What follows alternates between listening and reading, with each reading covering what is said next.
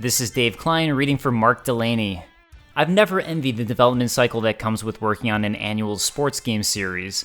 When you consider how much time and money goes into any other big budget project, asking a studio to constantly churn out a game that is both functional and consistent but also fresh and exciting every single year seems unfair.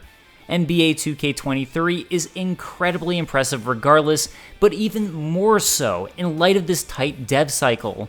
With a deep suite of fun game modes, improved encore gameplay, and a deeper social experience, it feels like the team at Visual Concepts managed to freeze time and spend longer than the typical cycle on this exceptional NBA sim.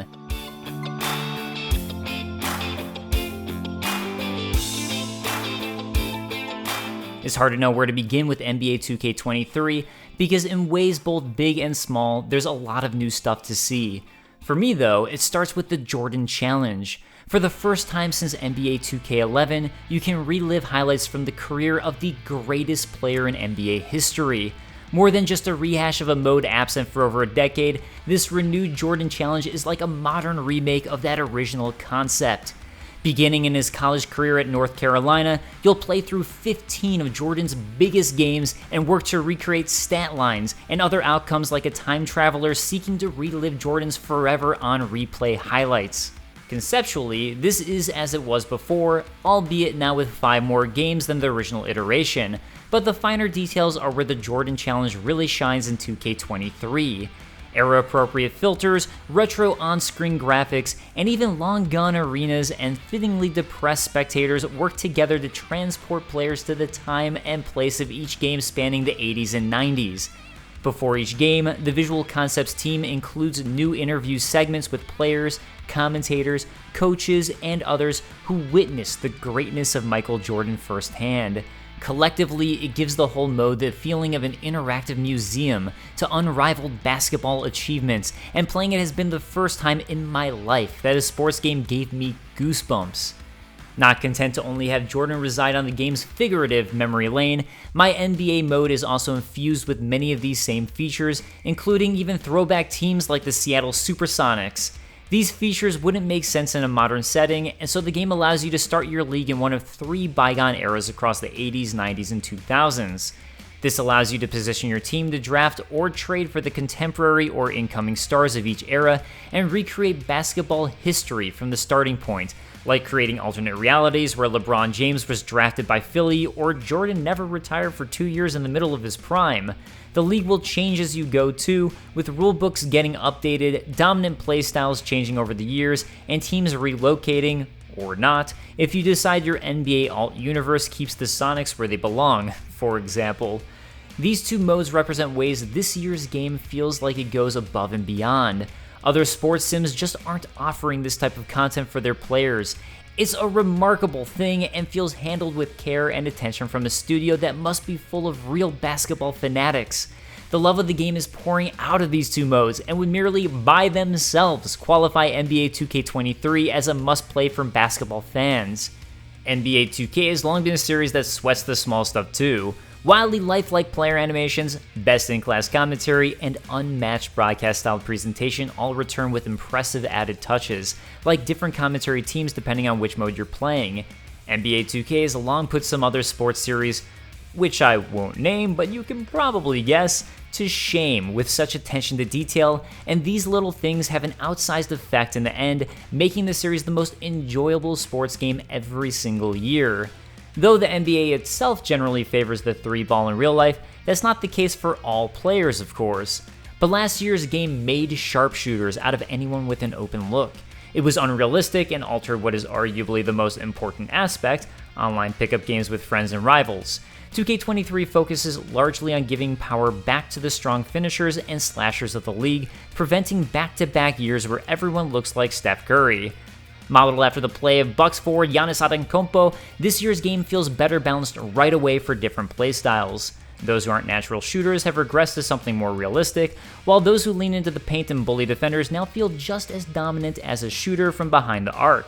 In turn, this has made online PvP games more enjoyable as they no longer feel like 3-point contests.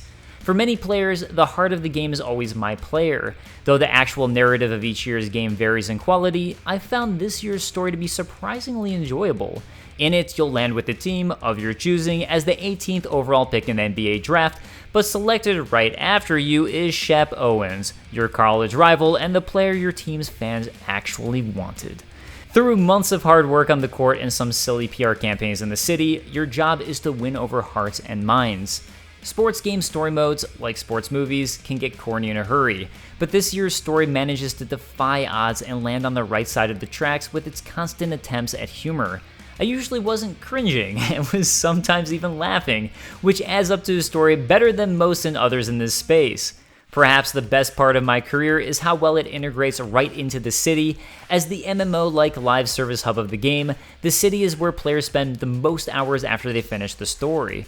Knowing that, the team has designed this year's game to give you narrative reasons for running around the city, completing quests for dozens of NPCs like it's an RPG. You'll be winning over districts of fans like a San Andreas turf war, but here your weapons will be charity work, endorsement deals, and the occasional viral tweet. After years of the city and its predecessor, the neighborhood, the mode still feels like an accomplishment. Like the Jordan Challenge and MyNBA Eras, this social hub is something only NBA 2K is doing and helps separate it from the rest of the pack, making it easy for fans of multiple sports games to know where to invest their time, with tons of modes and attractions, including a new theater, where limited time modes now reside on a rotating schedule. The city isn't perfect though. For those who don't want to run from quest to court and vice versa, skateboards and bikes are back, but they control so poorly and always have that I'm more likely to stay on foot and accept the speed decrease.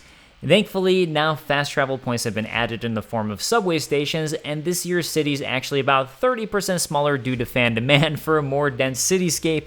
Still, both quests and travel distances will sometimes call for using skateboards, but they're frustratingly unwieldy. If you're not new to the series, you'll likely already know how invasive the microtransactions, MTX, are. Even at its past heights, the pay model has been the thing taking this series down a peg or two, and it's still an issue here. The problem is twofold. On one hand, the game's My Team mode is just as bad as any comparable mode such as Ultimate Team in EA Sports games. It's pay to win, without a doubt, given how any player can simply buy up unlimited card packs until they've landed a dominant team. But the game's MTX continues to dampen the city too, as the same virtual currency that can upgrade your squad in My Team can also dramatically improve your MyPlayer protagonist too. As that player eventually migrates out of the story and into the city, it causes a My Team-like rift between those who grind for greatness and those who paid their way up the ranks.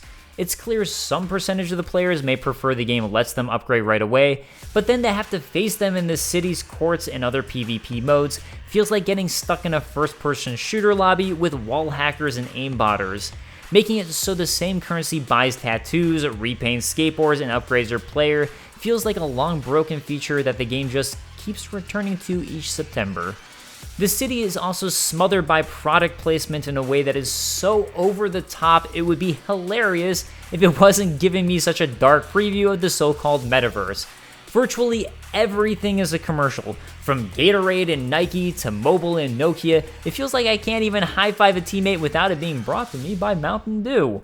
These issues do hinder NBA 2K23 from being historically great, but all else adds up to what is still an exceptional basketball game, made with an intense attention to detail and a love of the game. On the court, NBA 2K23 looks and feels lifelike and exciting in every drive, and the new and revamped modes treat the NBA like a revered historical monument. In those important ways, it does its best to reflect Jordan's greatness and shows both NBA newcomers and historians what it's like to play like Mike.